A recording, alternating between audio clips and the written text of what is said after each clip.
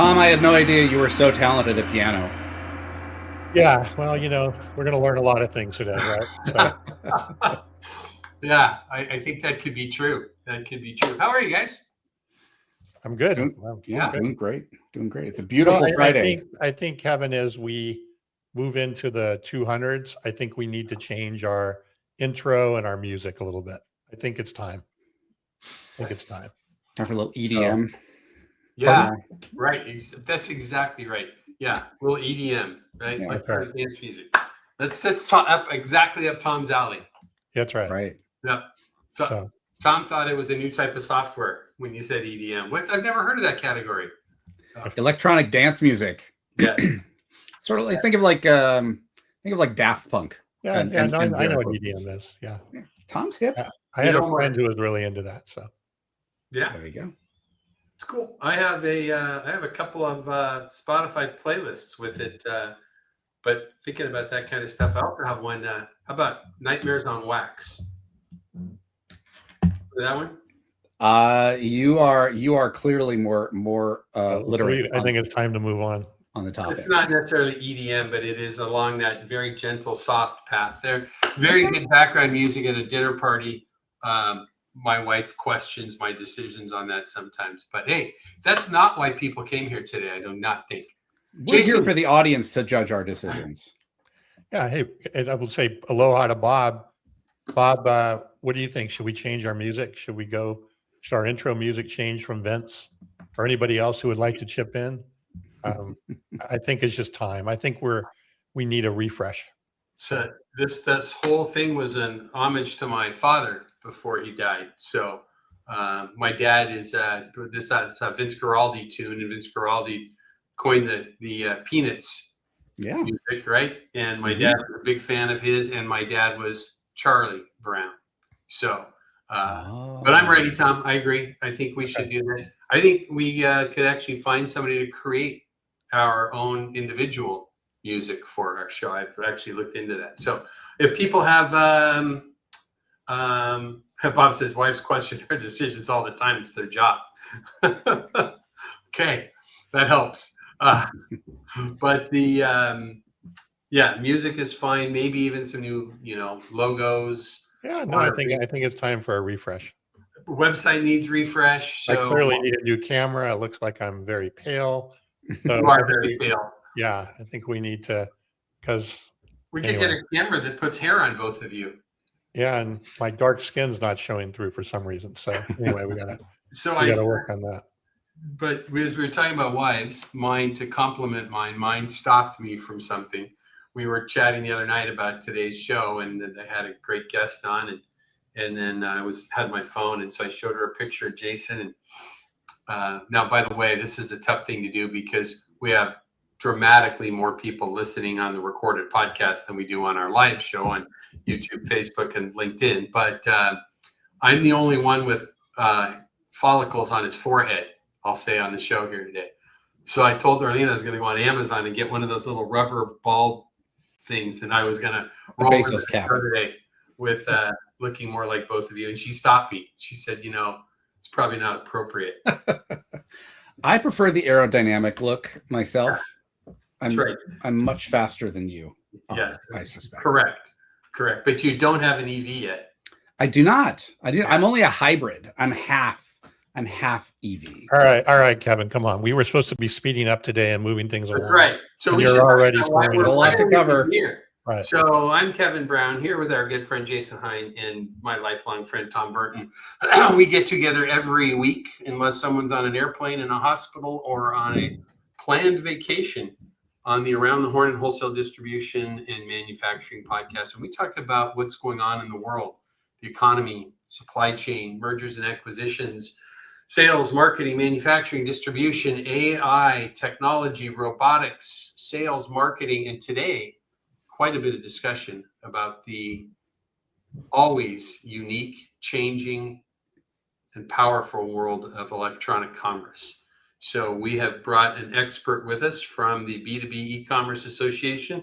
Jason, we're happy to have you with us today. And why don't you, as we kind of dive in, tell us just a little bit about you and your background, B2B E-Commerce Association, and then we'll do that fairly quick. We'll finish our intro to the show. We'll dive into the news, but then when we get to e-commerce, we're going to dive hard and heavy into some thoughts and some questions that Tom has had, some thoughts and opinions that I've had for many years that you may be able to dispel or answer. Yeah. Fine. So let's dive in and understand. Yeah. So who am I and why am I here? I'm Jason Hein. I'm the vice president of Academy for the B2B E-Commerce Association. I have spent most of the last 30 years working in B2B. I've worked for manufacturers. I've worked for distributors. I've worked for consulting firms and agencies. I've worked for software platforms, all focused on helping companies try to figure out how to do this whole e-commerce thing right, and how to do it well. And I do a lot of what I'm doing in the academy space is really about education and providing resources for members who are distributors, members who are manufacturers, members who are agencies, members who are vendors, try to figure out how to have conversations on this topic where the providers can actually say things that the distributors and the manufacturers can understand in terms of what are the things that the sellers can do that can actually materially help the manufacturers and distributors create a digital experience that helps their customers. That's what I do. I spend a lot of time talking about product data. I spend a lot of time talking about differentiation. I spend a lot of time talking about, how technology is actually not the thing. If there's one mistake I see people make the most, it's thinking that digital and e-commerce means I'm going to go out and buy a platform, an e-commerce platform, and build a website and launch it. And then once I do it, customers will start to buy from me and my business will grow. And this is not Field of Dreams. If you build it, doesn't mean anybody's going to come. And even if people do come, if you don't have something worth watching on the field, they're not going to stick around. Good.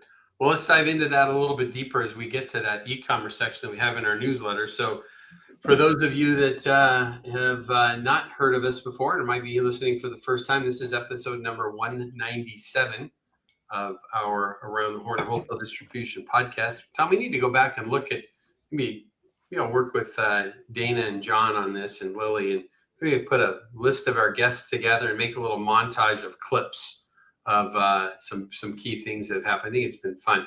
We're going to have a 200th episode extravaganza. It will be after we have actually had our 200th anniversary, because that's in 3 weeks. But August 21st, we have, I think, 6 guests confirmed. Oh, wow. Yeah, it's going to be fun. Tom and I are going to be remote at a fun location on the waterfront in Dana Point, California. We got that coming together. And it's going to be a fun one. So, Jason, I expect you to be listening that day and commenting. I will. I mean, well, what is it? Yeah, August 21st. Yeah, I think I'm in town. I'm around. Good to hear. Dana Point's lovely. I had my my rehearsal dinner for my wedding in Dana Point. Perfect. Good spot. Well, I live 4 miles up the hill from there, so we are going to have a fun spot. It's going to be great. Mark your calendars for the 21st.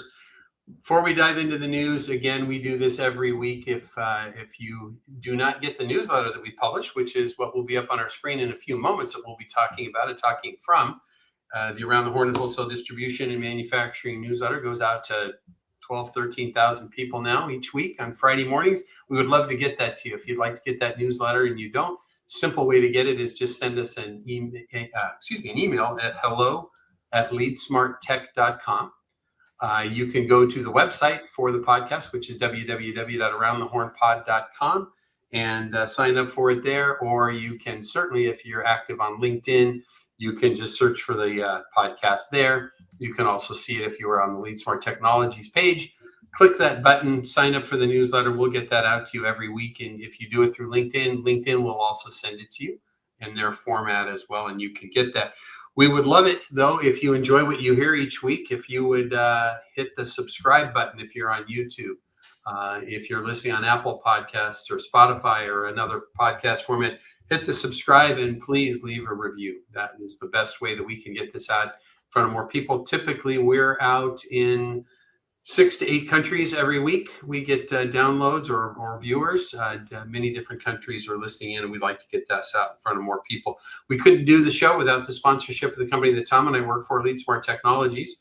LeadSmart has developed the industry's first, what we describe as an enterprise growth platform. And that's going to launch next week in its full format, but we've been doing a lot of parts of it for quite some time, where we bring together data from around an organization, your e-commerce data, your ERP, your marketing automation, other disconnected tools. We bring those all into a centralized platform. And that's where we use technology and artificial intelligence and other tools to really look across an entire organization, get rid of those silos, bring that data together in one unified platform where we can look at what's happening in all of the journeys of a customer and in all facets of the business, and give prescriptive guidance on how to accelerate growth, identify issues and problems, and solve those before they become bigger. So if your company is digitally transforming, looking to use technology in a way that truly enhances what you're trying to do in your business, we would love to talk to you. So Tom, would I miss anything, or can we finally jump into the news? I think it's maybe time. Yeah. Good. Take us away. Well, interestingly enough, I found this first article, Name's Fed Task Force, forces, plural, not one, but several task forces. Yeah. To, I guess, basically do a lot of deep dive and due diligence in general on things related to the Fed, whether it's their balance sheet, how they communicate, how they, basically how they're using the data, are they using the correct data, all of that. However, they are doubling down on 2% and getting to that 2% level. So I don't think, Kevin, they listen to you. I don't understand. Maybe we need to send them a couple of the replays or the snippets that you're trying to put together.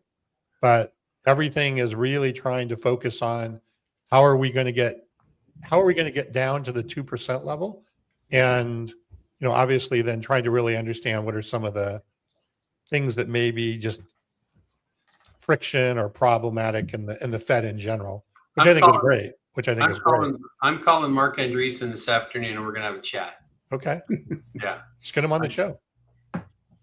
See how he responds first. So Yeah. Jason, just to insight, when you saw me shaking my hands and pounding my head, is the first thing when I read this article, I started to read it, I got all excited, and they said, man, they're opening their eyes. They're going to start bringing some outside thought leadership in. And then it was like 2%. But the upside looks like dot plot's gone. So maybe even if we're going to stay focused on the 2%, Jason, what I've been saying for quite some time is maybe 2% isn't the number. And maybe listening to a mid-level politician in a hallway in New Zealand in 1983 or whatever it was, that's where we got 2% as the world, the world is now adopted as a reasonable inflation rate. If you ever, I don't know, Jason, if you've heard us talk about this or if you've read the story before, but how the world came to 2% as a number for inflation. And then the benchmarks that we're using based upon the technology that's currently available to us in the world, it's astounding. So I've been banging my head against the wall. And when I first saw this, we're going to bring some technology leaders and some other business leaders in, and Ben Bernanke is going to be involved in some of this now too, as well. It's like, maybe we can get started on thinking about maybe 2% is right, not the right number, because the economy's been cranking, specifically earlier this year and last year at around the 2 3/4 or 3% rate. So maybe we should be thinking about something different, or at least using some more up-to-date data points that don't need to be readjusted every 2 months from what we've based things on. So that's a little baseline. Jason, I don't know if you have any thoughts on this particular point. Yeah, I mean, I remember, I think part of what has happened is that we have somehow, that the government has gotten trapped at 2% because something happened in the last 20 years or so. Because we started talking about inflation so much as a political talking point, it's become something that people pay attention to now. Mm-hmm. And it has become their canary in the coal mine.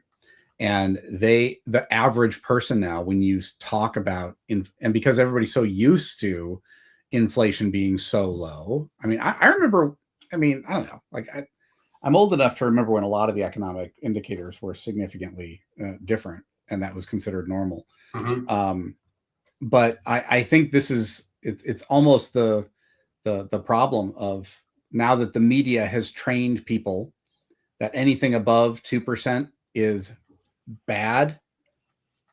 The degree of education that would be necessary to convince them of anything otherwise is scary, and it would be expensive. And so I suspect that that's factoring into this somehow.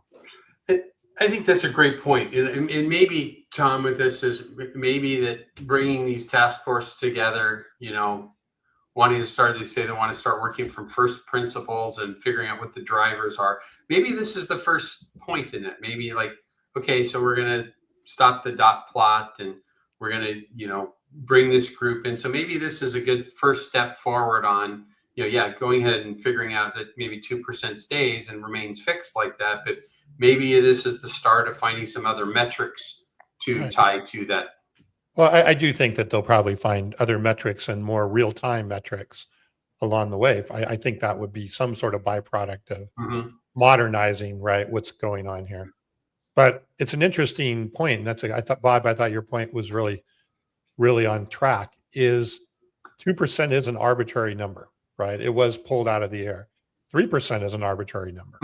If you take 3%. Sure. So I agree with you that I do believe that the 2% is sort of what everybody believes is okay, right? Is good, right? Yep.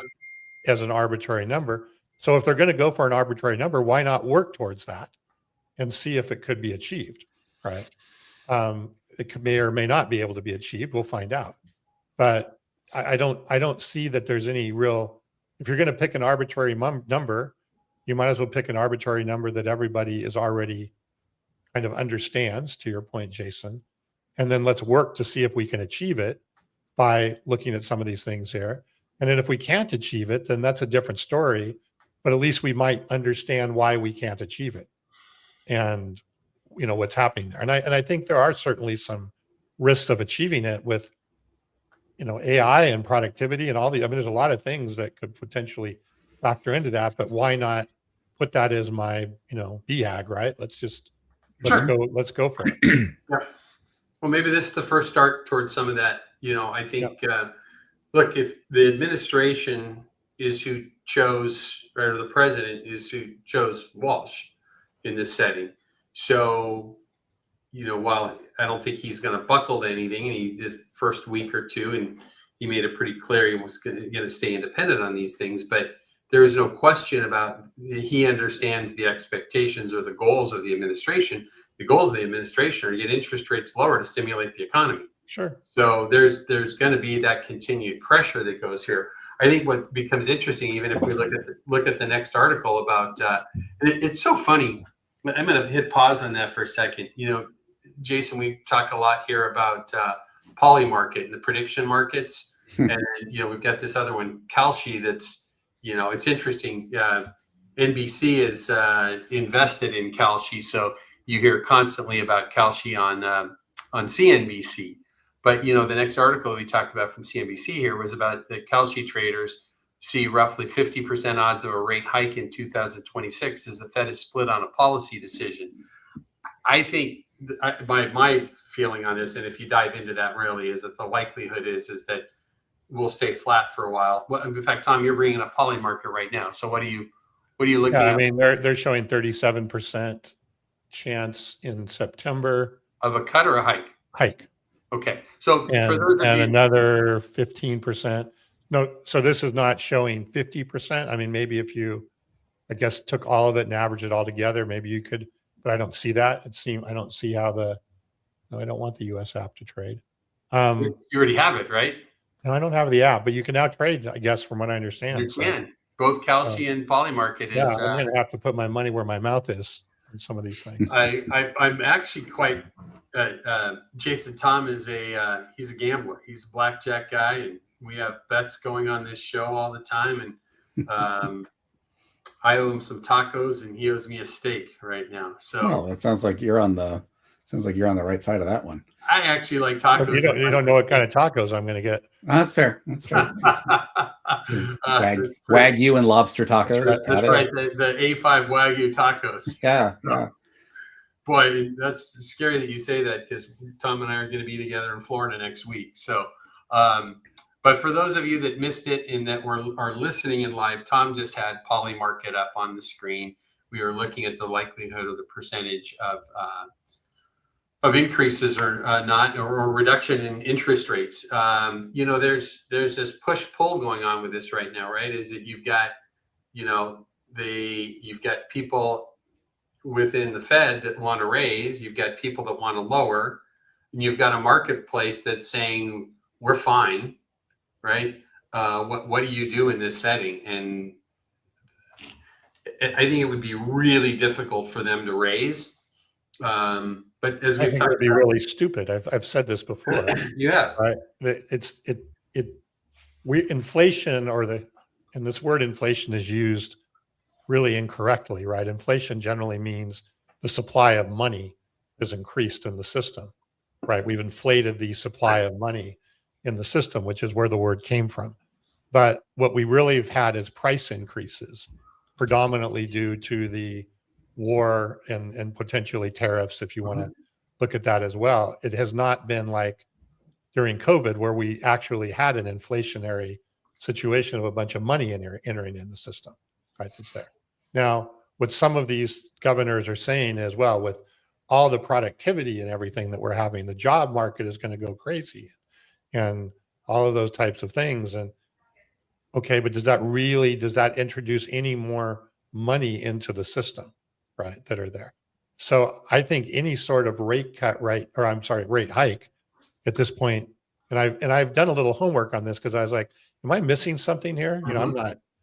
And from what I can tell in the homework I've done, a lot of the key governors and people are saying similar things. Is like, why would we do that? Why would we want to raise rates at this point based on price increases that are here, and potentially have a double whammy of increased prices plus increased interest rates, which is going to slow down potentially into a recessionary situation? Why would we want to do that? And I still can't find any good evidence to actually make that happen. Yeah. I don't know. Like, I think that this article, like the headline of this article, is that nobody really knows anything right now.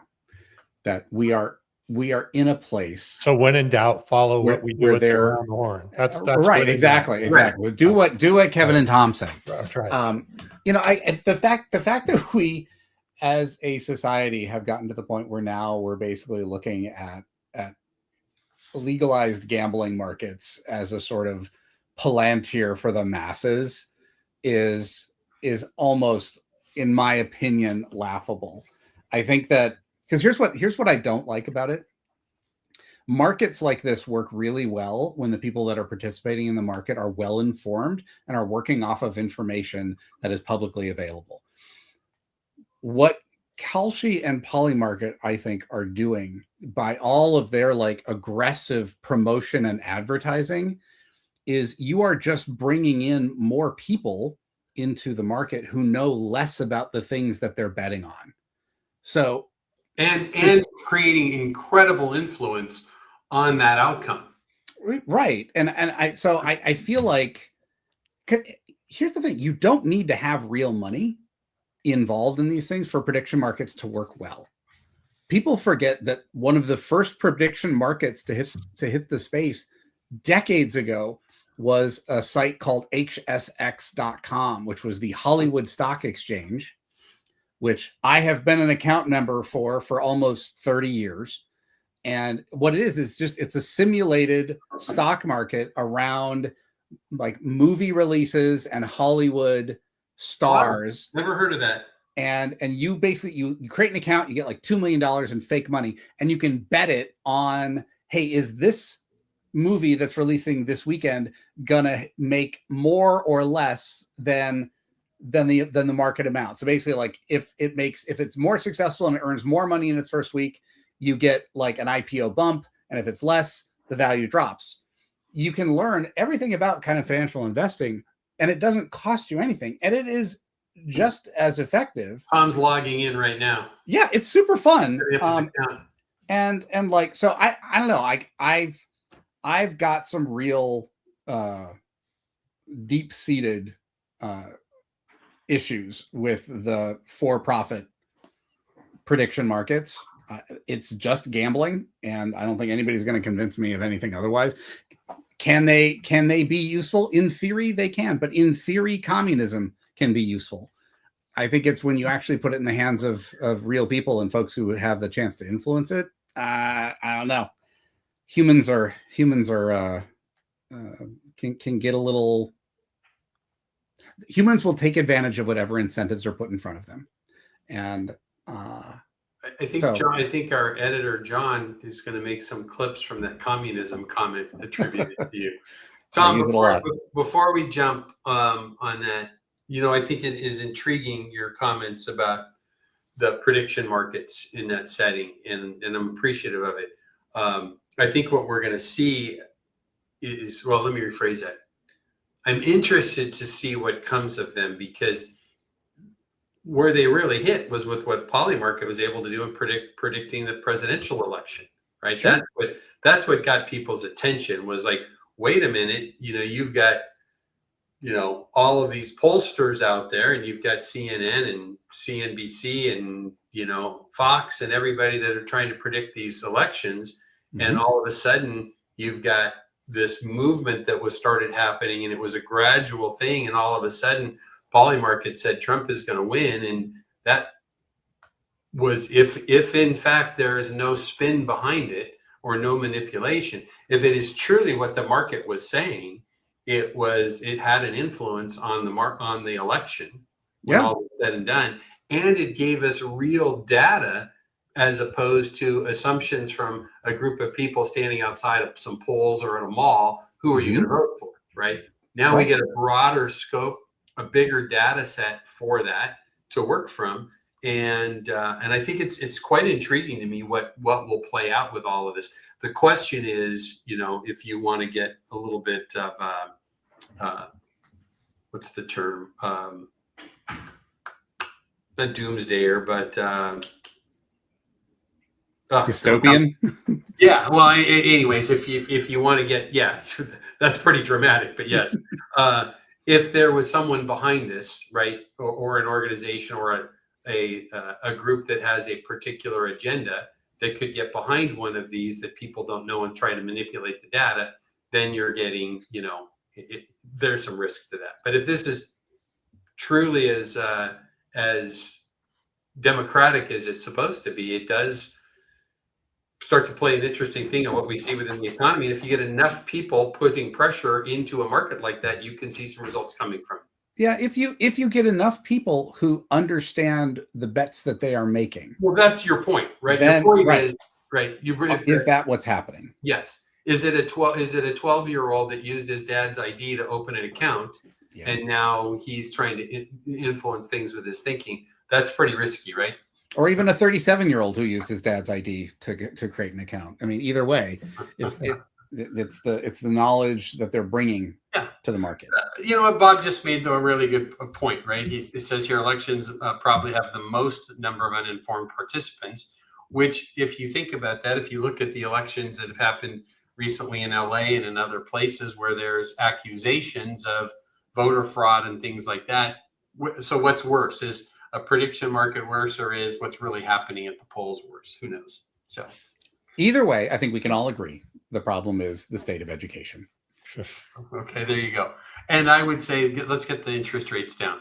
That's my big push. So whatever we need to do. Tom, let's why don't we jump into the last article that I was just going to mention in the economy and supply chain was one from MDM, our good friend Mike Hawk had put together. Just it talks about wholesale sales accelerate, far outpacing inventories, which is important, right?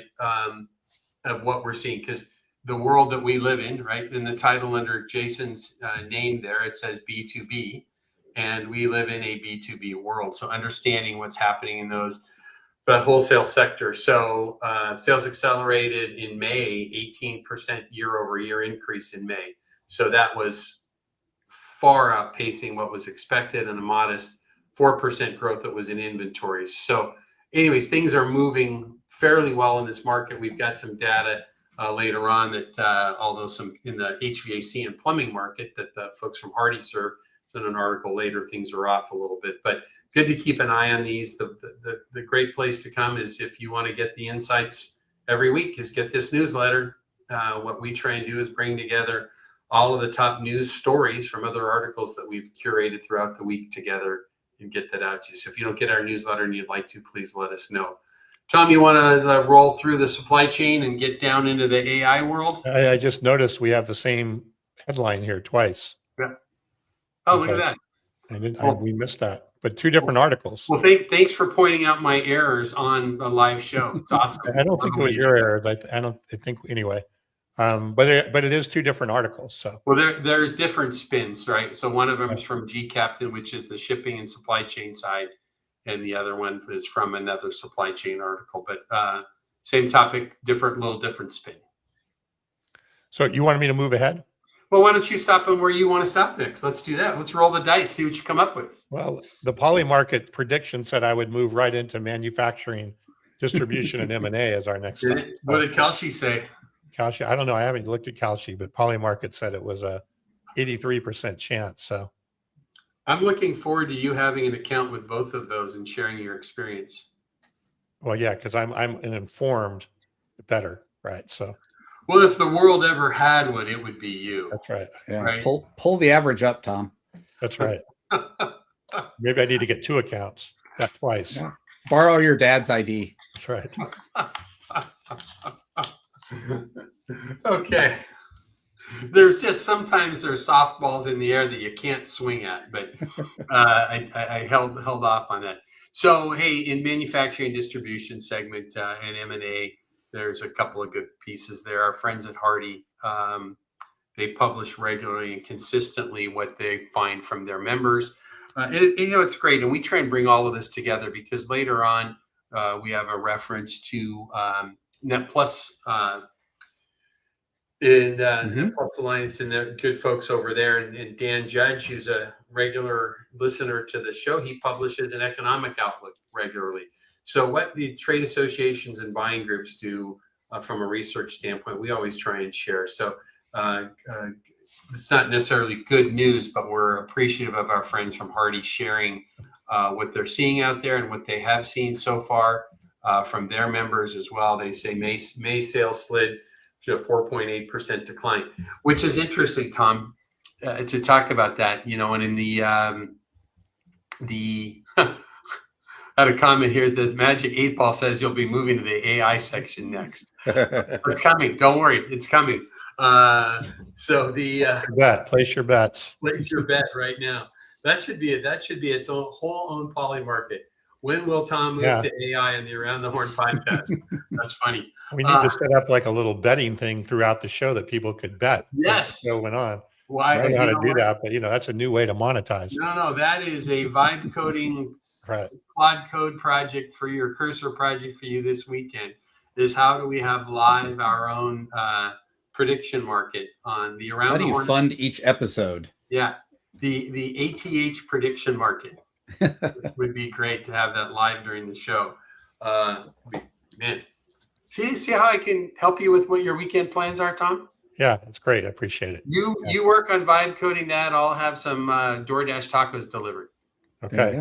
Okay. The Wagyu and lobster, the surf and turf ones. The Wagyu. I don't know if I could DoorDash Wagyu tacos, but tell you what, we're going out for steaks Tuesday night with some friends and customers and prospects in Orlando. I'll stop at the store and get some tortillas to bring to Vito's Chop House in Orlando, and you can make tacos with your ribeye.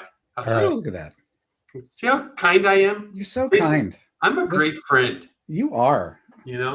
Self-described. I hope to one day get tacos from you. You know what? When you are in Southern California next, you let me know. I will find you and I will take you for tacos. Sounds great. I will look forward to that. All right. There's even a couple of great spots right in Dana Point that we were talking about. Yeah. Oh, I know. I got married in San Clemente. So okay, right there. Good. Great. Good. So, hey, That means we need to get back on track. so our friends who we will be seeing some of their folks next week at Lone Star Electric. Jason, I don't know if you're familiar with the folks at Lone Star, but they are a meteoric growth company. I won't discuss their revenues because I don't have the authority to do that. But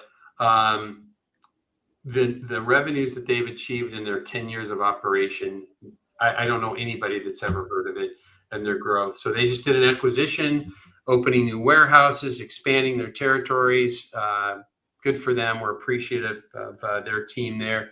They've been using our LeadSmart platform for a little bit. We're going to have hundreds of people on our platform very shortly, and a great partner to work with. And it's great to see their growth. And another acquisition in this section here is another great LeadSmart customer, Endries. Endries did an acquisition this week, so that's pretty exciting. But the other thing is, and Jason, you might have some thoughts on this, is the folks at Affiliated Distributors just acquired SupplyForce. Yeah. And are you familiar with that? Do you have any thoughts on that? Yeah, I like it. Just continues the trend. I mean, I've known the folks at AD for many years now. It's a great organization. They have done so much to kind of empower independent distributors between the programs that they build, the services that they offer. And it is interesting if you kind of look at the last few years, like they continue to expand by acquisition. Commonwealth Group, right? Yeah, I mean, Mark Division. Yeah, they just keep plugging away, and I think it's that just makes their value proposition that much more compelling. So, like, I think I call out the folks at AD. I think they've got some really intelligent, smart, strategically thinking people around, just the regular operations of a distribution company, but they've got some great programming around digital, around help non-digital or digitally immature companies ramp up quickly. Yeah, Carolyn Ertz and her team are doing a great job. They really are. Yep. So we're at LeadSmart. We're a preferred service provider partner of theirs. And okay. Yeah, so I don't know if I've ever shared that with you. We'll be at their Functional Success Summit next week. We're kicking off and launching a whole new array of products and overview of what we do at that event. So that's a standby for some excitement next week coming from us at LeadSmart, and kind of some, I think it's going to do some stuff to really help their members. The couple of the companies we've talked about today, well, Lone Star Electric, as an example, is an AD member as well. We actually met them through AD. It's fantastic. But this SupplyForce thing is really interesting too. I don't know enough about the original history of SupplyForce. I think it's tied together with some key AD members, but the focus of SupplyForce has always been to try and get independent regional distributors tied together to serve national accounts. Yeah. Simplest way to think about it is, you've got maybe Boeing has facilities in 10 states, but you're a fastener distributor in Wisconsin and Illinois. You wouldn't really get to typically participate in that business. But with the SupplyForce relationship and the AD tied to that brings the AD members together. I had always thought there was more of a AD almost ownership in SupplyForce than there actually was. And so with this full acquisition, then it just brings that in-house. I think with AD's now movement into some other arenas, my guess is, they're more and more in construction, and it would not surprise me if we see some things related to fasteners and stuff like that tied into the industrial segment coming soon. So AD's growth is phenomenal. It's great for our business, and we're appreciative of that and the relationship.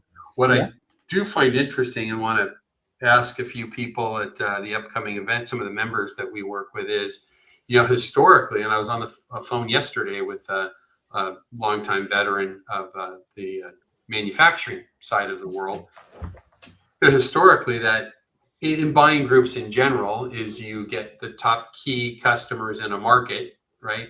Maybe the top 2 electrical distributors in Southern California might be AD members. But when you start doing these acquisitions, you now likely are going to get more people that are competing against each other in the same group. So I have not yet had any significant conversation with any distributors think about that says, hey, you know, historically you might have been the safety guy in the Pacific Northwest within AD, right? And now if they end up with maybe another acquisition or two in that industrial and industrial safety segment, do you have 3 or 4 of your competitors in the same buying group versus just one? That and the issue that I question, and I don't know the answer to this, is if you have the power of the buying group, regardless of which one it is, if you have the power behind purchasing through the buying group with a vendor, 3M, simplest example. You had this power with your 3M relationship that these 2 or 3 guys, other guys didn't. And now their smaller buying group gets acquired and now has that same power. Yeah. What does that mean? And I'm sure you answered that question for their members. No one shared it with me. Well, I think that actually goes to Bob's question that he just posted in the chat. You know, is acquisition really growth? You know, is it what does it improve value to a customer? And I think it has to do with the fact that the larger these associations grow, right, the better their ability to negotiate better pricing for their members is.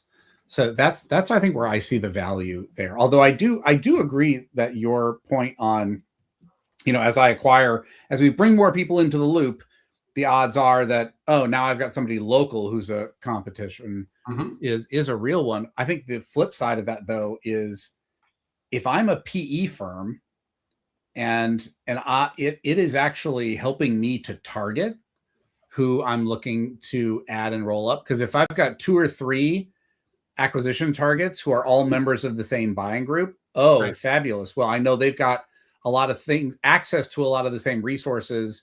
They're going to be able to kind of ramp up. I might, you know, choose to buy those 2 that are next to each other because I want to improve my regional coverage in an area that I'm just spitballing, you know, what are some of the things that having that close by competition might change the decision making, because there's just so much happening right now in the M&A space. Well, I think you're right. And there's a flood of money, right? They call it dry powder. Tom's talked about this quite a bit in the past as well, that are out there in the PE world. We talk to PE folks all the time. And I think that is an intriguing issue. The other thing I think, and I've actually met PE folks at AD events that have been there. Oh, I bet. Yeah. And so I think if you look at that, I don't want to say it's always best in breed, but what you do know is if you're a potential acquirer of a distribution company that is part of a buying group, whichever one it is, they definitely have more access to best practices and resources that the guy that's not doing that in the marketplace wouldn't have. So that's good. Yeah. Tom, let's what do you say we roll in and maybe talk about artificial intelligence?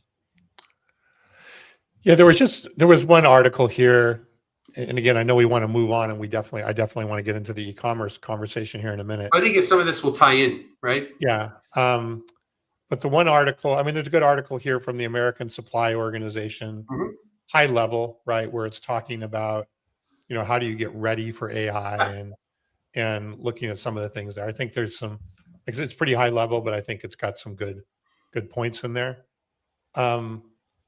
My attention kind of stuck more on the second article. I thought it might.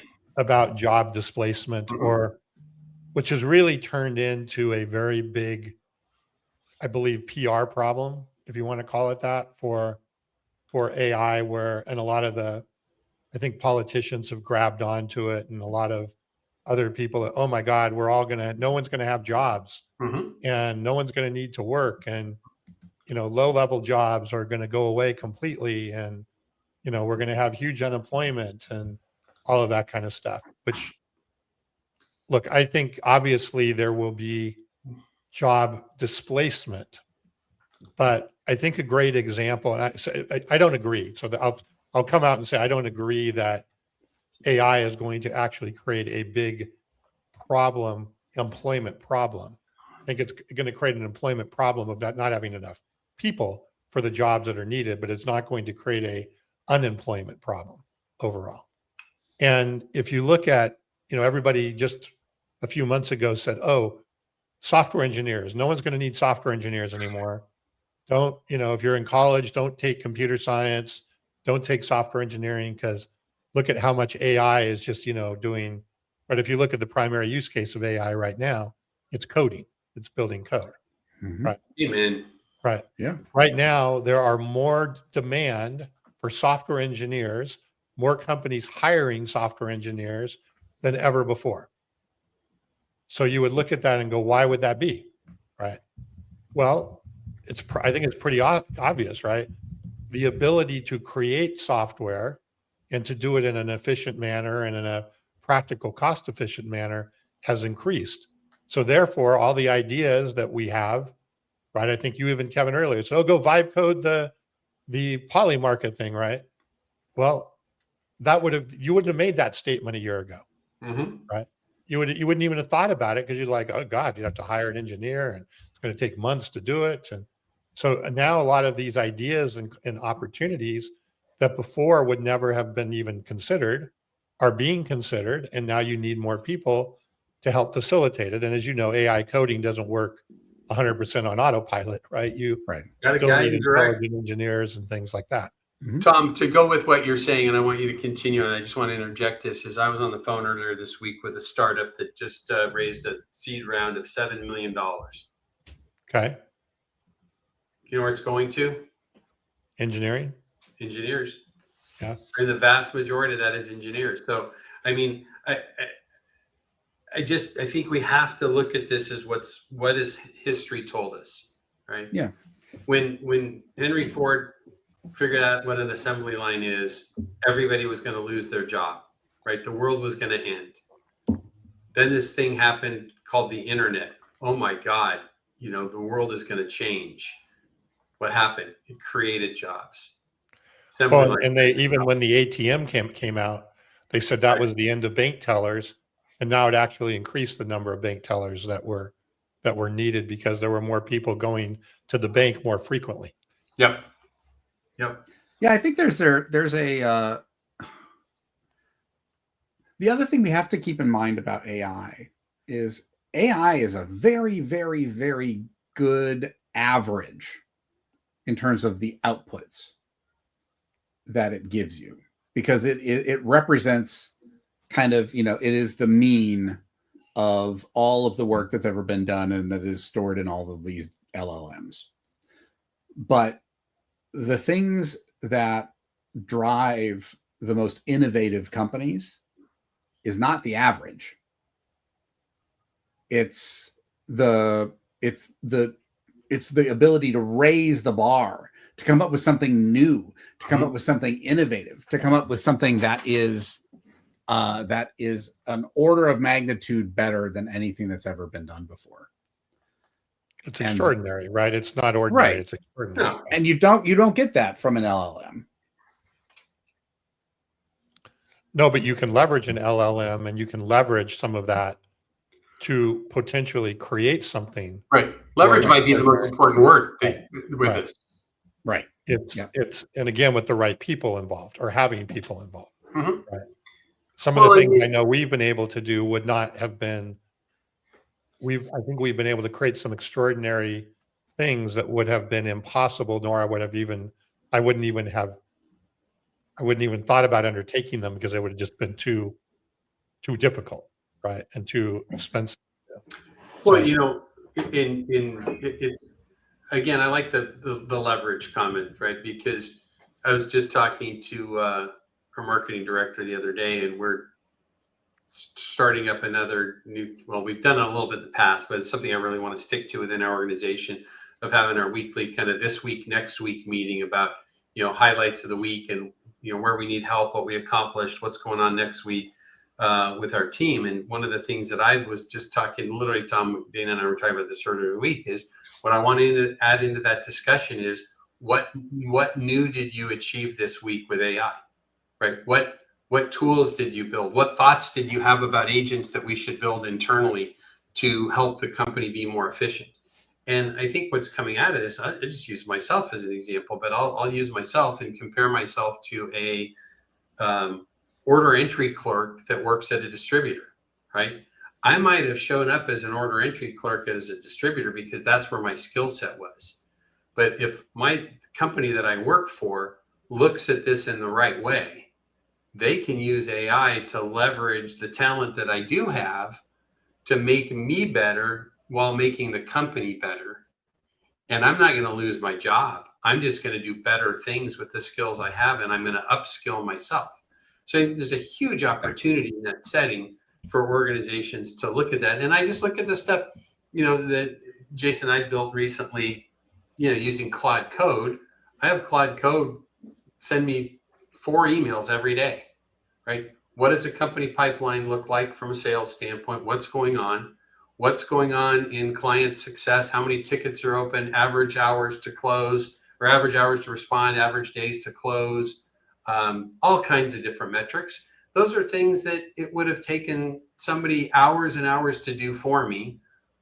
I could have done, but would never go do because I don't have time to go log into Zendesk all the time. I do have time to look at a quick email that comes every morning that says, here's what's going on with our service levels in our company. So I think the leverage, to Tom's point, I think, Tom, you win for the single phrase of the day that this is going to provide is going to far outpace job losses.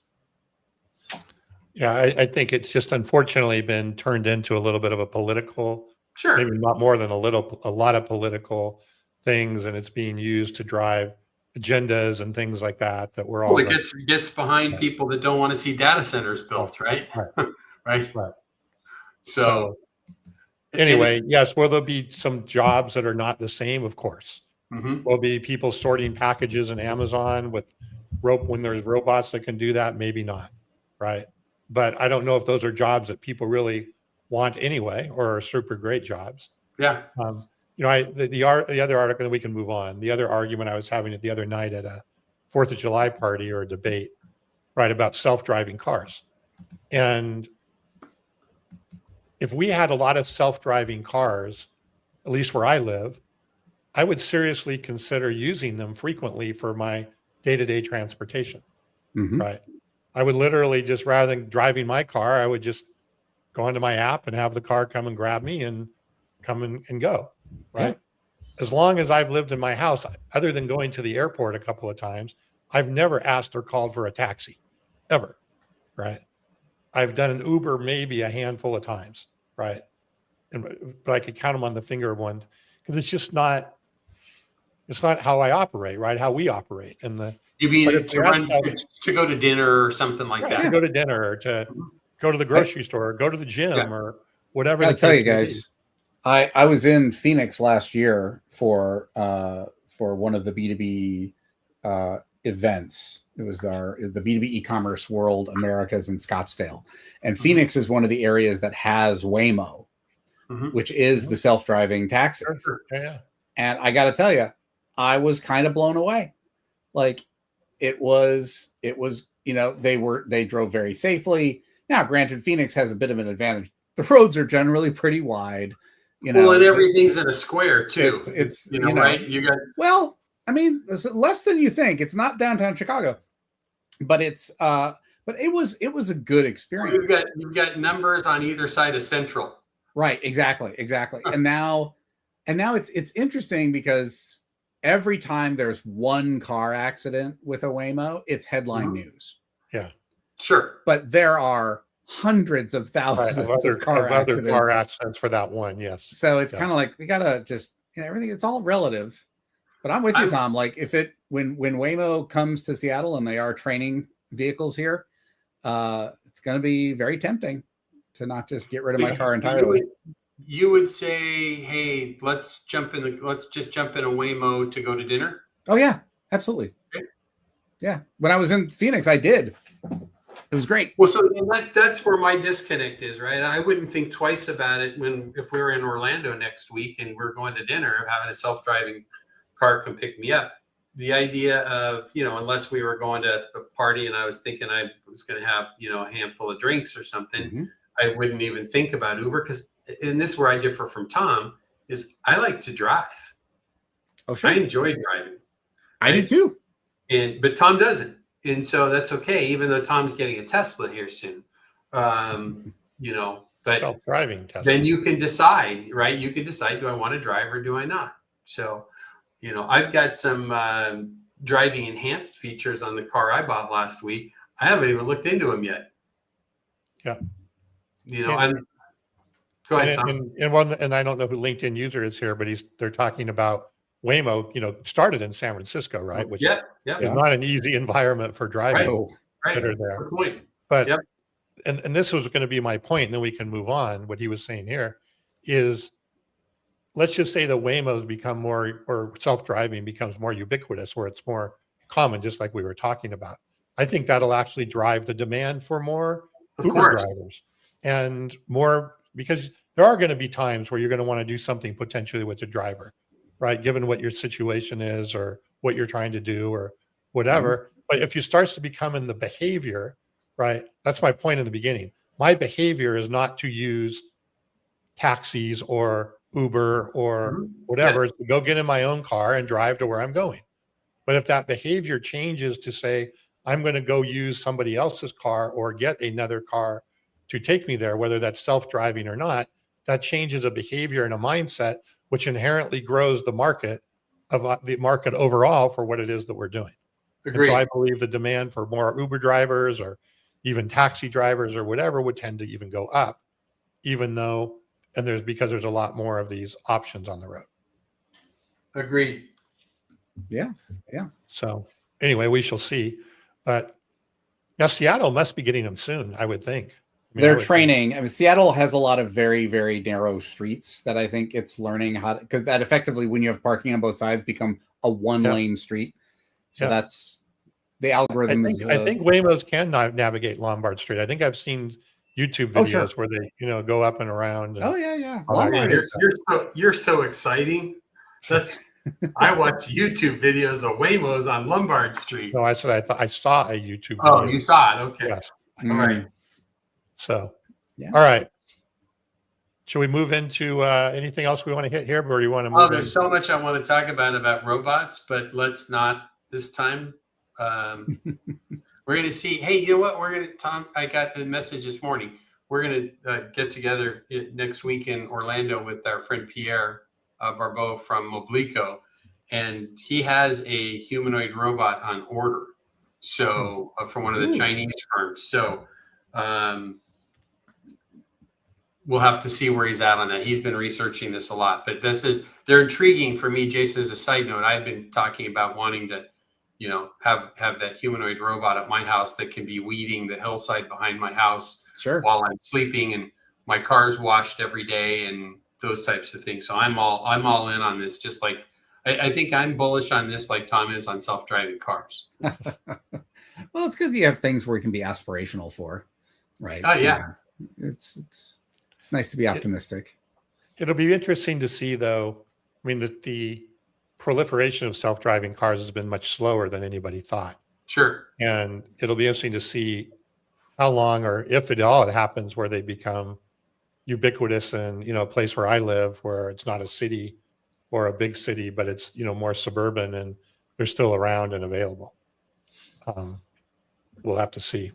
Yeah, good. Let's roll into our sales and marketing e-commerce segment here. We've got a bunch of articles that kind of tie together, and this is right up to Jason's alley. And I wanted to get there sooner today, but I've enjoyed the conversation so far that we've had. But we've got an article from Marketing Brew: Bots Are Taking Over the Internet, What the Brand to Do. Right. The second one is the Distributors Newsletter: Why Younger Buyers Are Switching Distributors and How to Keep Them. 3 is from Industrial Supply Trends: Can e-commerce help your silver tsunami? And then the last article is from Sales and Marketing Management: Why Winning Sales Teams Are Letting Buyers Take Control. All of these really tie together, in my mind, on who and what you're about with your work, Jason, and tying back to e-commerce. So why don't we kind of dive into this section? And Tom, let's have Jason drive this rest of the conversation that we have today on this. Well, I do have a lot of questions. I want to make sure I get Sure. a chance to ask. So. Yeah, I mean, I think inquiring minds. Yeah. So it's so funny how we have kind of we've got the four chunks of topics that relate to e-commerce generally. One is the proliferation of algorithms, bots, scrapers, and non-human users. Yep. Taking over the internet. Absolutely, they are taking over the internet. This is the whole dead internet theory, where nothing online is real anymore.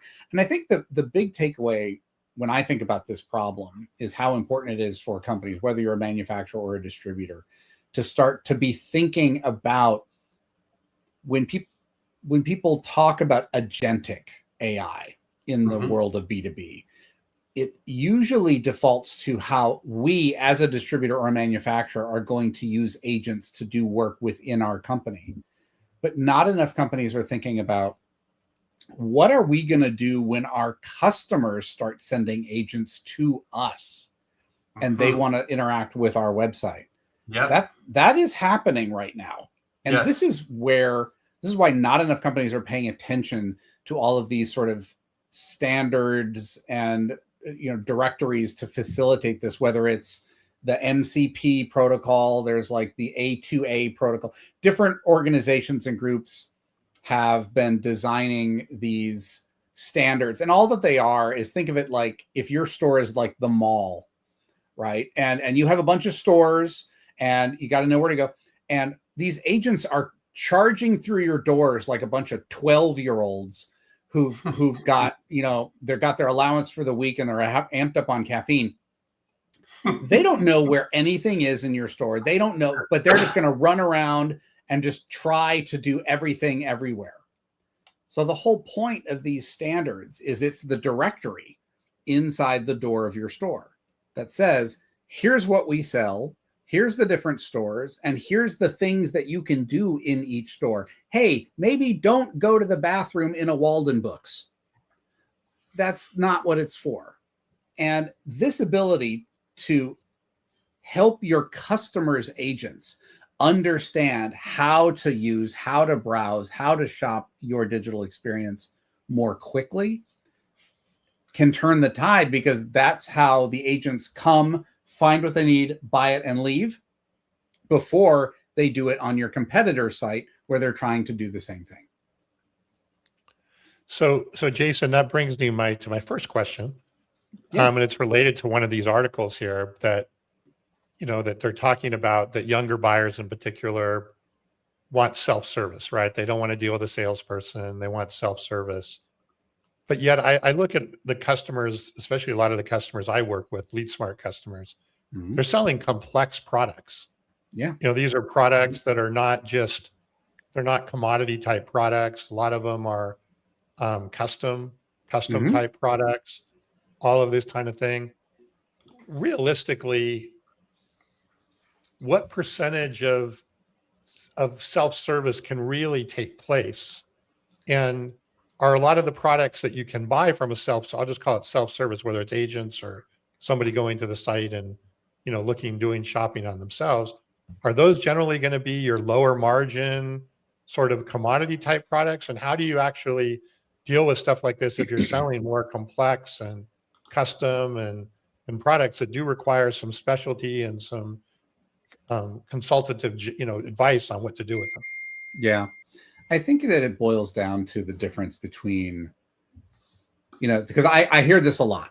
I hear the defense of, well, we sell complex products and therefore that, and I would suggest that complex products, the only difference between a complex product and a commodity product is the initial purchasing decision. Right. Explain that a little bit further. Yeah. So if I'm buying power transmission equipment, right? I've got an industrial automation application. I'm trying to automate the diverter on a conveyor line within my facility, right? Where I'm going to need sensors that can look at the box and find the barcode, and little arms to nudge stuff, or like little belts to move things. Right. that is an engineered sale, where if I'm a younger buyer, I know that I'm going to want to work with somebody who has expertise. Mm-hmm. Now, if I'm going out and trying to do this for the first time, because not everybody has an industrial automation supplier, right? I'm going to go out and look at the websites of companies that sell industrial automation equipment, and I'm going to look and see, like, what does their digital experience look like? If I search for something, if I search for, pillow block bearing, are the results that they serve up actual pillow block bearings, or do they also have just regular plain bearings, taper bearings, thrust bearings? Like, is there noise in there? Because that ability, and then I, as that younger buyer, I'm going to judge you. I'm going to judge whether I want to pick up the phone and call you about scheduling that salesperson to come out and help me with my problem by looking at the digital experience you create. Younger buyers, just because they like going online, doesn't mean that they're like hell bent on buying online. Sometimes they just want to research. They want to learn about things so that when they have the conversation with your salespeople, they don't look stupid. And they also use it as a vetting. Would you then say that e-commerce is really a misnomer here, and that it needs to be broader as the digital experience that you just are talking about? So in other words, when I look at, if I'm a distributor, e-commerce is, I usually think of that as I put in my credit card and I buy something. Yeah. Right? But what I'm hearing you say is that the entire digital experience is, and especially even top of the funnel, right? And maybe it's an agent that is top of the funnel or whatever, it needs to be looked at more holistically, rather than, do I have a website that I can put a credit card into? Exactly. E-commerce is not just fancy EDI. If you look at e-commerce as just a way for companies to make your customers do their own order entry, you're missing the point. Stuck with that, right? So many people get stuck with that is, I did ADI, now we're going to put it on the internet, right? Or put it on our website, right? Right. It's not. Yeah, fantastic. It is about the way you serve those younger customers who go online first. Now, those younger buyers go online first. They evaluate your site. They use your site and its usability to decide whether they want to engage with you for the design, the engineered sale part. They might call you, have a salesperson come. They can have an intelligent conversation because they've read all the materials on, hey, what to think about when planning a converter, or what differences between different kinds of sensors, because you've got that on your website. So they call your salesperson. Your salesperson comes on site, designs the solution. They buy everything. It's a nice $10,000, $50,000 order. They buy it. And then a year later, they need a replacement part. So now what they can do is they can just come to your website, find that part, type in the part number, boom, it comes up. There's all the information they need to know about how to install it. Great. They buy it. So that's the difference, Tom, between the initial design sale, where buyers still need expertise. Younger buyers still need expertise. They want options. Right? They want options. They want choices. So do you think, though, as a young, or any buyer, right, younger or otherwise, that does that digital research first, do you think that there's any sort of loyalty or relationship that's built with that? Or if they do the homework, let's say they go to your website, they do the homework, or they find out what you do, but then they're like, okay, I understand now. Now am I going to go find the lowest price somewhere else, regardless of the fact that I learned from Jason, I'm going to go buy from Tom because he's got a cheaper version of that over here? Or is there loyalty in a relationship built through that initial experience? Trust still matters.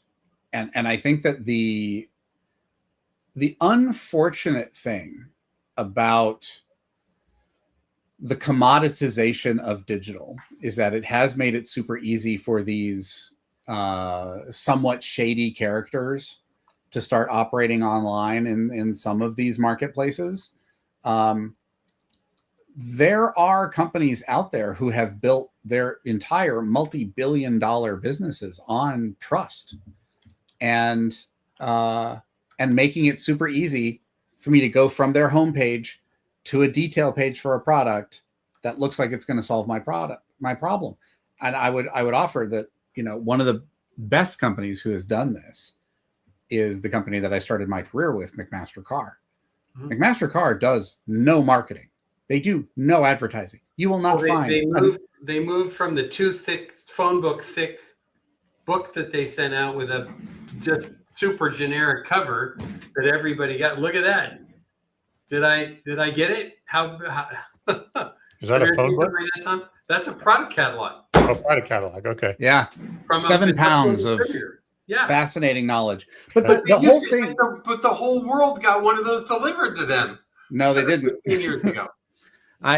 Those are actually very hard to come by. It's funny. But then, if you were an industrial facility, there was one of those in your office, right? Absolutely. I mean, I remember when I was a manufacturer's rep in the 90s and up to 2003, and I sold my agency. You went to any end user facility, because everything I did was the industrial segment. Every buyer, every specifier in let's just say an automotive plant or a dairy, even agriculture facility, there was that McMaster-Carr book on just about every desk. Right. Like there was a red and black one with a white stripe in it from Grady. Yep. There was the blue book, the red book, and the yellow book. Yeah, absolutely. And I think that's so when I talk about trust, Tom, I'm talking about that. One of the reasons McMaster is so trusted is that the information they present about the products they sell meets 4 out of the 5 C's of product content. It is correct, first of all. It is complete. They have all of the attributes populated for the products they sell. Mm-hmm. It is consistent. They've normalized all the values into a standard set of language, and it is clear. They use uncomplex, simple, easy to understand language to explain the features and benefits of each product. This is the kind of thing that we at the B2B E-Commerce Association are trying to help our members understand. It's the information that you present about your business, whether it's your products, the services that you offer, the additional value add, your expertise about the products. Finding the right way, an effective way to translate that from the offline traditional sales into an online approach is different, and it is unfamiliar to a lot of companies in this space. So you need a lot of companies just need somebody who's done it before, and that's what we're doing. Is we're helping members. Right. Engage. Yes, they can talk with us. We're happy to talk to them, but we're also about helping them find their peers within their industry who have had success. And that's what we put on stage at our events. It's not necessarily, vendors giving up and getting a sales pitch. I love vendors. They have great products, but we are really trying to push to have more practitioners get up and say, hey, this is what we actually did. And sure. This is what worked. A nice mix of, Optimizely and Unilog or whoever with practitioners, right? Bringing all the messages together. Exactly. If it's not coming from a practitioner, it's theory. So what I'm hearing you say, and we talk a lot about this related to AI, right? AI strategies in a business is, before you go out and buy technology, make sure you understand what you're trying to accomplish. Roadmap. And when I'm listening to what you're saying, Jason, I agree that from the people that I've worked with, they don't necessarily know digitally what they're trying to accomplish. They know they want to sell more stuff, right? And they believe that e-commerce may be a way to sell more stuff or to make more transactions. Mm-hmm. What I'm hearing you say is it's probably not going to get the results, or you're not going to, the dream that you have of the number of transactions that are going to occur from e-commerce just through e-commerce probably isn't going to happen without understanding the bigger strategy of what you're trying to accomplish digitally along the way. The field of dreams philosophy doesn't work in B2B Right. e-commerce. You can't just launch a website, throw it up there, and expect your customers to start using it. You have to give them a reason why. But there was a comment here about, can e-commerce consistently and effectively drive demand generation? And I think that's what my head's been looking at. I don't know that e-commerce can drive demand gen, but the digital experience can drive demand gen, of which then could lead to an e-commerce transaction. So you're saying, Tom, if I understand you correctly, is my digital experience on a website has to capture me potentially before I even want to move to the transactional side. Right. I mean, but even go back farther than that. Look at, people, what are people doing today? Yes, they're going to Google, but they're also going to ChatGPT or Claude or whatever and asking a question about something, right? Is your expertise, I'll put that in quotes, showing up on that response or contributing to that response? Is it leading you towards vendor or, distributor A, distributor B, so forth? Are you using that to build trust along the way? Then you end up at you have to look at the whole yellow brick road, right? What's the yellow brick road all the way along to the point of ultimately creating that transaction? Yeah. Well, I think, go ahead, Jason. I'm sorry. I think that, so the way that I always talk about this is it's a two-step approach. The first thing that you have to do as a B2B company when you're trying to go digital is to figure out how to best serve the customers you already have. You need to talk to them about what do they want. You need to talk to them about what is working, what's not working, and you need to address as many of those things as possible with them. Why? Because one, they already want to buy online from you. But two, if the online purchasing doesn't work, they know how to buy it offline. They can pick up the phone and call their salespeople. You're not going to lose the sale. But as you go through that iterative process of talk to your customer, learn from your customer, implement a solution that your customer wants, you find your digital experience is going to be crawling up slowly and improving until it gets to the point where it is significantly better than average. And it is only at that point where you have an experience that is better than average, better than your competitors, that you're going to start to be able to use that experience to drive new customer acquisition, lead gen, and customer growth. That's awesome. That's a great point, right? Yep. Great. So, and they all have so many customers to learn from, right? Exactly. There's no shortage of opportunity to learn. Yeah. And happy customers that you already have are buy more from you. Sure. So our friend Ian Heller from Distribution Strategy Group made a comment, I believe that it was made on our 100th anniversary show. And he said, you have to meet the buyer where they are. Yeah.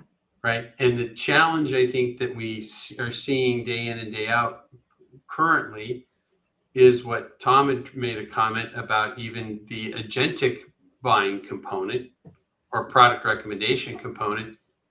Most companies, right, the people that haven't even heard of the B2B E-Commerce Association, but are trying to do some very generic things, maybe a small Shopify store or something like that, where we're missing the boat is they're not even ready for that digital buyer pre-AI. Right. They most haven't even achieved that yet. And now we just went an exponential growth with AEO and things like that are going to come out of this. I just, sent you both a little note here within our simulcasting tool that, Tom, I want to do it around Jason. We have a second format called Around the Horn 2.0, which is more traditional podcast. And we've only done a few of them, but we set it up for the capability.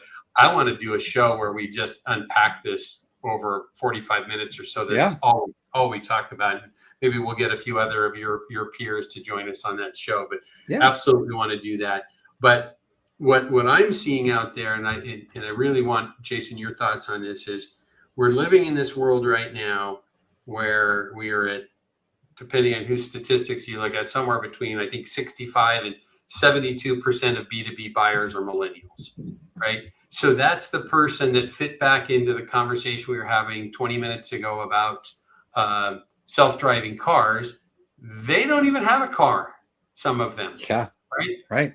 And so if we think about their habits are, they ordered DoorDash for lunch today, right?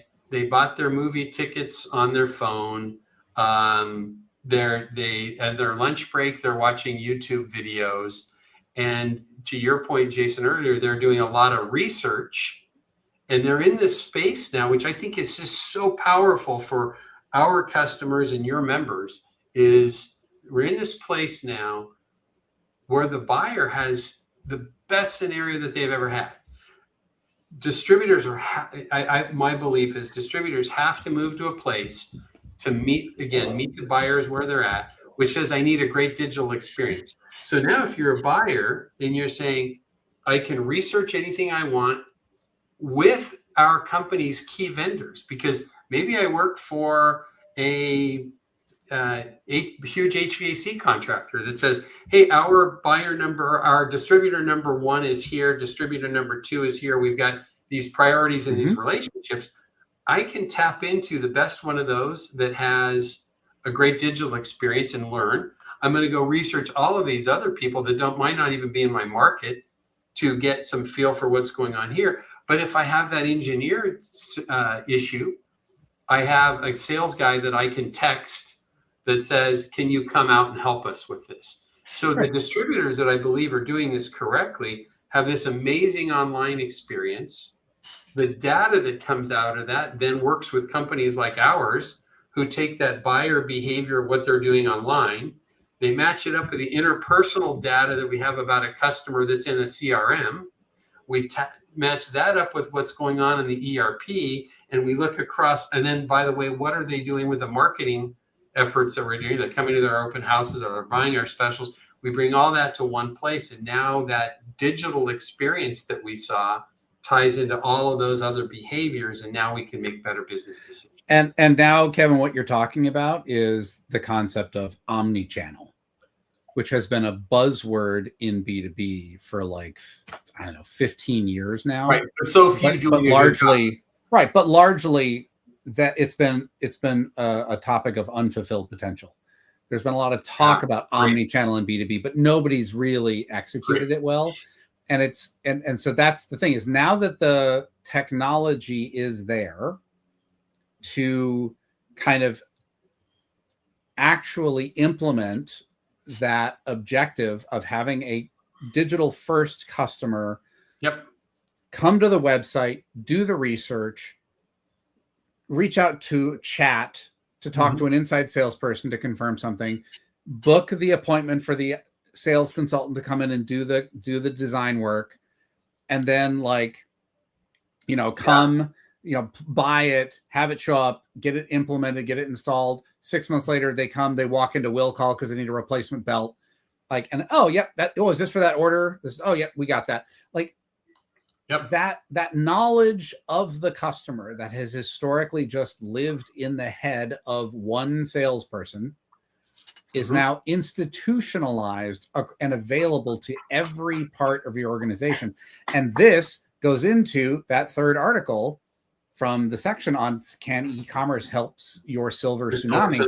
Right. I mean, this is a topic that I have honestly I was using this when I was first at Amazon and trying to sell Amazon supply to people. It's like, you've got to figure out, because the days of I hired a sales rep at the age of 22, started inside sales, got trained up, worked his way up, got into the outside team, and spent 30 years solving problems for customers, building this repository of knowledge, and then he retires with my pension. Those days are numbered. We're going to have more and more people coming in and being with you for, if you have them for 3 years, 5 years, you're doing really well. So if you don't find ways to institutionalize that knowledge, whether it's institutionalizing product knowledge in a PIM, institutionalizing customer knowledge in a CRM, customizing pricing knowledge in a pricing platform, you're going to have a hard time.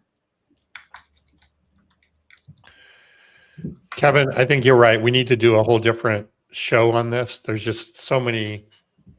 Well, I could talk about this. It's not even just questions. I think there's so many confusions possibly around all this. Mm-hmm. And I do think if we do a 2.0 show on this, and Jason, maybe you could identify a customer or somebody out there who's doing this that can provide some, success stories on what they're have actually friends doing. But I do, yeah, I assume you do. Right. I assume you do. That was my point. So, but I think we do need to look at this a bit more holistically and kind of talk about, because again, I think the e-commerce tag is a little bit, I don't know, limiting along the way. So. Yeah, that's a great point. Yeah. Yep. It's a great point, Tom. I don't think we should say if. I think we should say when. So let's. I'll work with Jason and let's get that planned, and I think that'd be a really good discussion because this is such a meaningful component of ultimate. There's no wholesale distributor out there that doesn't have at the top of their list growing their company, right? And there's never been a better time to start. Like if you haven't started, there are resources available. We're available. We know people who can help. We are here, and we're getting such traction with our membership because we have done it. We know who to talk to. We've got venues where people can come and attend and talk. We just did a day-long deep dive into the uses of AI in B2B in Portland, Maine last month. We're going to extend that to into that. We've already got that planned for next year. We're going back to Scottsdale to do that. But we're here for B2B companies. Like we're here because there's a lot, because to your point, Kevin, there is an awful lot that falls under the e-commerce banner these days that didn't 10, 15 years ago. Right. So come join the community. We're here for you. Let's do it. Let's get some other folks together and we'll have a party. We should do it like, record it on like a Wednesday at 4:30 and we'll record it versus doing it live. And we can do happy hour. Will you bring tacos? I'll send tacos. Fabulous. Yeah. I was thinking about like a Negroni or something. Ooh, yeah. Wow. A little French 75, a little something summary. Vesper. Yeah. Tom? It all sounds good, but I think it's time we need to wrap up here. So we do. We've talked enough today. We're right on track for our hour and a half. John, our editor here, John Taylor, checking in. Confirming we have an episode today, which might be his hint to he knows. Wrap it up today. Stop talking. So this is great, Jason. Thank you for being with us. Appreciate you, Jason Hein, for the. Thank you for having me. B2B E-Commerce Association. Always good to chat. We thank you for coming with us. We would like you to. I was reading your LinkedIn post yesterday. I'd like you to be more of a regular than an irregular listener. I'd love to be. But we'll appreciate that. We'll pull this together. He'll send you tacos if you listen every Send week. me tacos. I'm easily bought. Maybe that's what we need to do, Kevin, is just send out gift certificates for tacos to everybody.